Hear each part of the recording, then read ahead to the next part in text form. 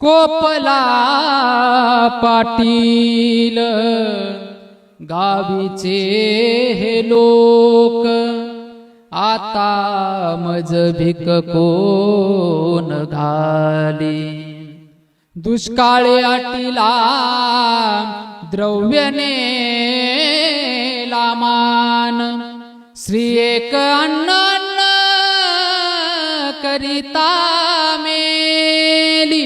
महाराजांची बायको अन्न करता मेली। महाराज जगद्गुरु तुकोबारायांचा मुलगा पिण्याकरता पाणी भेटलं नाही म्हणून जमिनीला टाचा घासून मुलगा वारला। अशी परिस्थिती जगद्गुरु तुकोबारायांच्या जीवनामध्ये आली बघा। गावातली लोक कोपली, ज्या लोकांना दुष्काळामध्ये महाराजांनी खाण्याकरता धान्य दिलं, तीच लोक महाराजांना नावं ठेवू लागली, महाराजांच्या विरोधामध्ये बोलू लागली। अशा वेळेस मात्र जगाच्या मालकांनी महाराजांना सांभाळलं। अरे ज्या वेळेस माणसं सगळे माणसाला सोडून जातात, माणसाला विरोध करतात ना, त्यावेळी जगाचा मालक मात्र आपल्याला जवळ घेत असतो। ज्याची खरी सेवा त्याच्या भय काय जीवा। म्हणून जगद्गुरु तुकोबारायांच्या जीवनामध्ये हा सगळ्यात मोठा लाभ झाला।